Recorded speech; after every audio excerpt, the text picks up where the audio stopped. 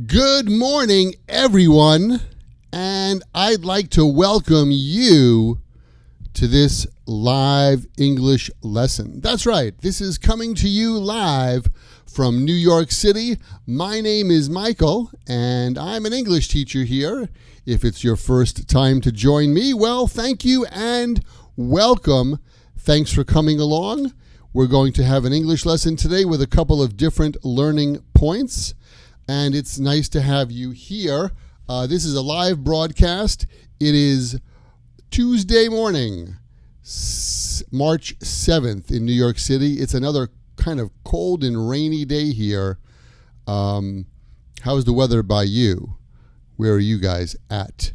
We have a lot of things to do today. We're going to be talking about some grammatical points. We're going to talk about some fishy idioms. And what else are we going to do? We're going to talk about, I'm going to answer a listener's question or a viewer's question from yesterday.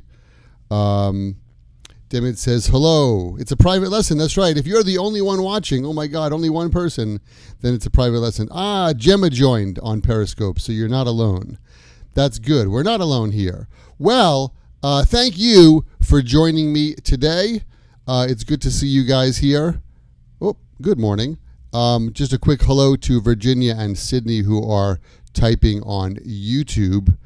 All right, it's a Tuesday morning. Rohal, hello. Hello, hello. Sunny in Buenos Aires. It's not sunny here. It's kind of cool and damp. The temperature is not bad. The temperature is about 8 degrees, but it's raining. So, and then they said it's going to be warm tomorrow. Around 15 degrees, and then snow on Sunday. Weird. I needed that cup of joe, actually. All right, well, let's get started with today's class. A couple of more hellos, and then we'll get started. Min, hello from Vietnam.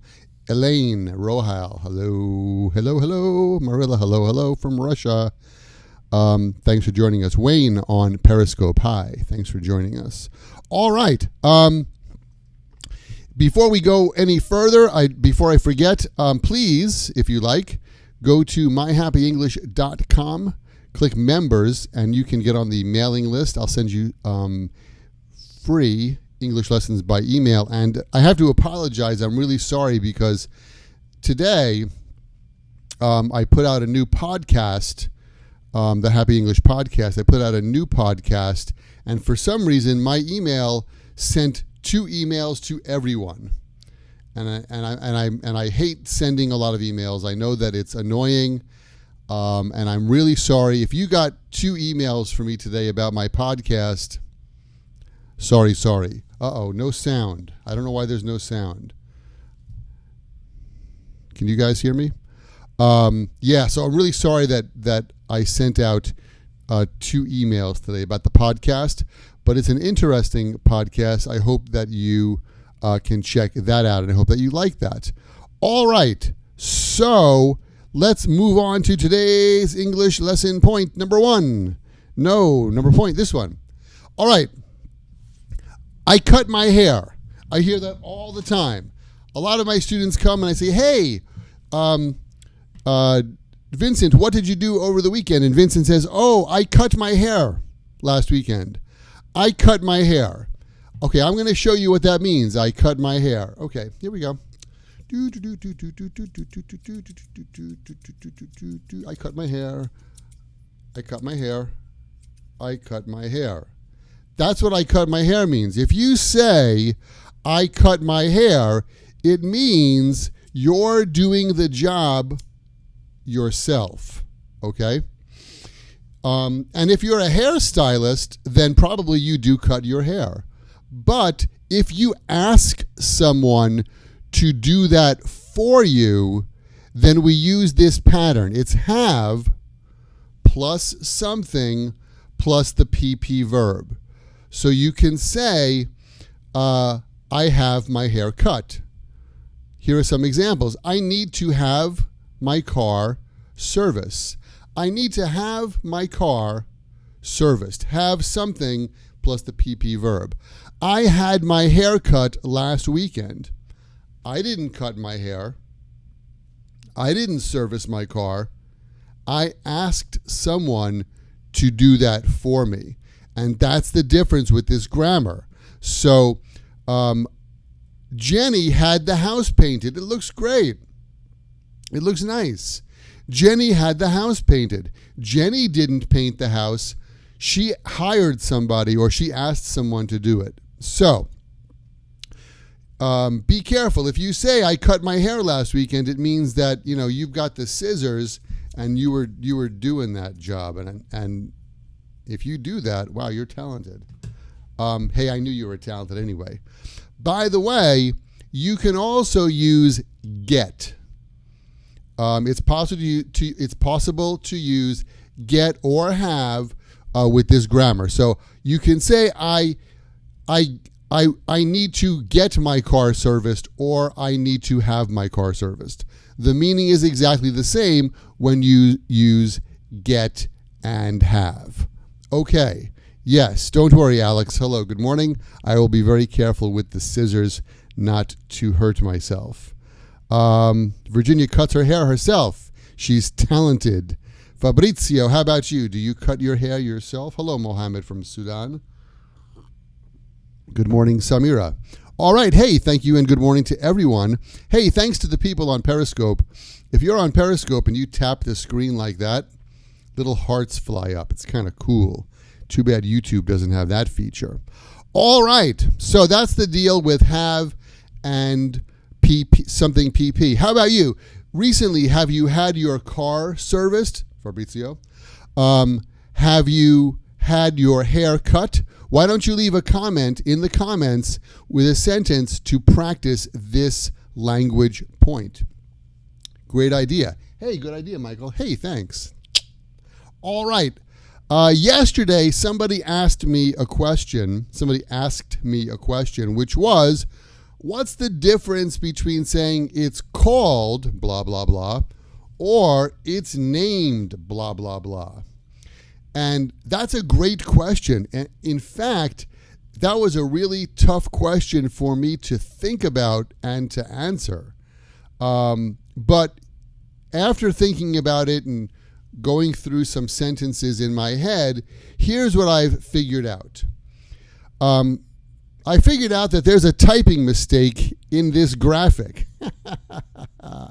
It's the eats called.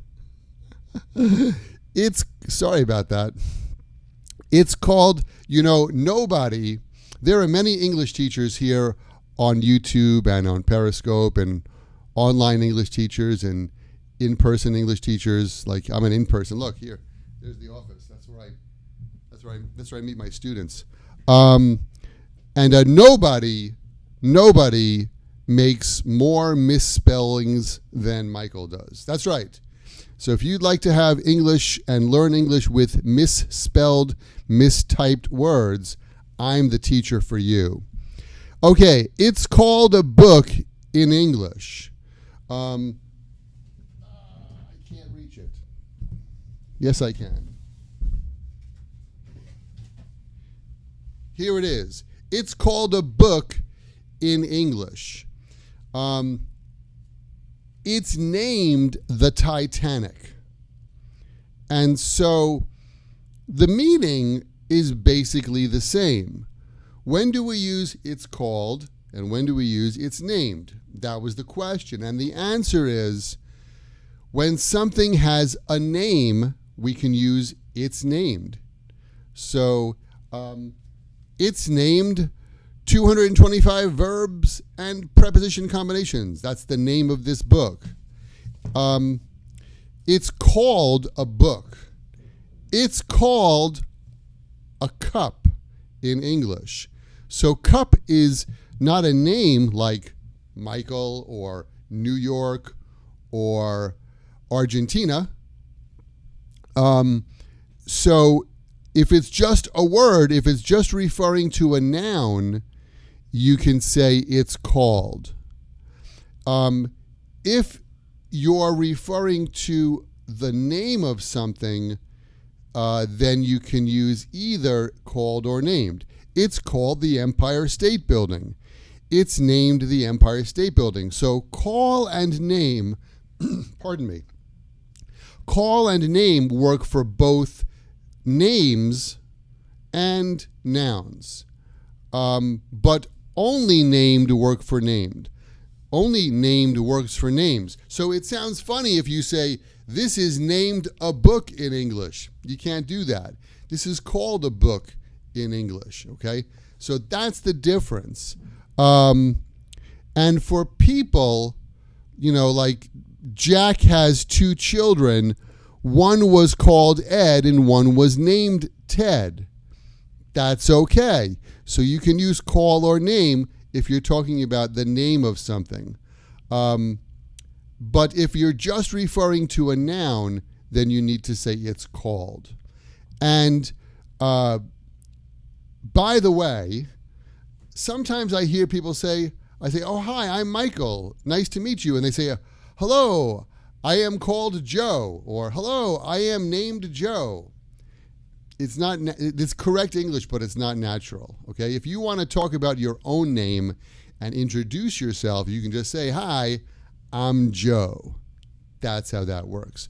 All right, so thank you so much for the question. That was a great question. All right, so, Coach, let me just jump in here. Say hello to some people who jumped in. Hello, Lisa. Are you Lisa from Lisa and the Cult Jam? That was the 1980s group. Lynn. Hi. Alex, Coach Shea is your friend. Coach Shea is a good guy. Coach Shane. Yeah, he's a good guy. I know him. And we don't hang out together because he lives in Chicago and I'm in New York. But he's a good guy. I know him.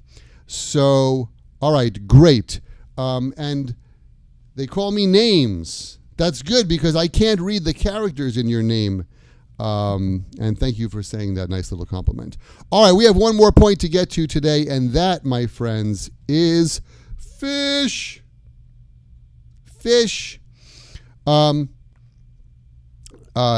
Yesterday we talked about bug, and the day before that we talked about bird idioms.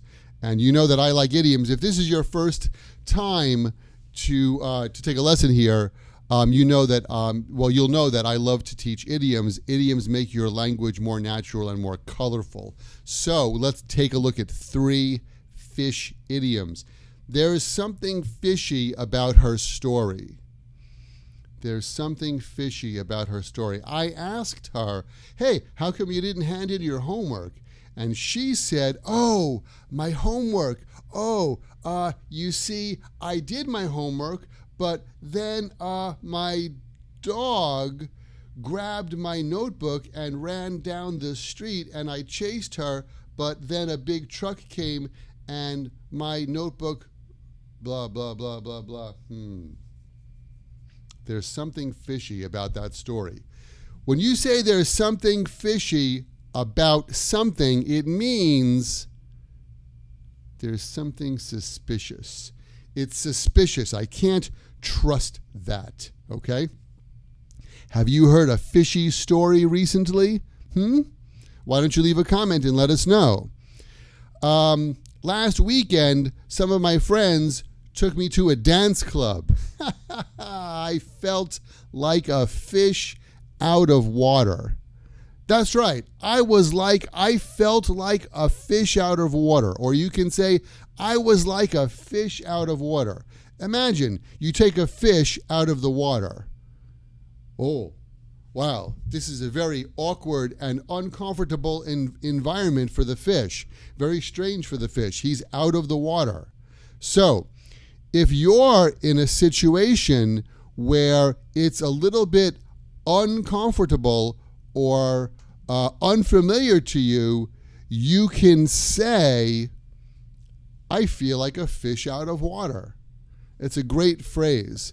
If my friends take me to a dance club, I certainly feel like a fish out of water. That's for sure. And the last one is, that guy drinks like a fish. If you have a friend who likes to drink beer or some other kind of alcoholic drink, and that person drinks a lot, you can say he drinks like a fish. And that's a great image because a fish is in the ocean or the lake next to the kraken all day, and the fish is swimming, and all his mouth is open, and water is going in all day like he's drinking. And so someone who drinks like a fish, it means they drink too much alcohol. Now, as you probably know, I drink a lot of coffee. And you can't say, oh, Michael drinks like a fish. He's drinking coffee. It's only about alcohol, okay? So that's how we use that. And those are the fishy idioms. And that, my friends, is the end of today's live English lesson. That's right. Thank you so much for joining me this morning. The next live English lesson is going to be tomorrow, Wednesday, at what time? At 1:15 p.m. New York time. It's a little bit later. I hope you can join me for that. And what else did I want to say? Oh, don't forget, you can always go to myhappyenglish.com.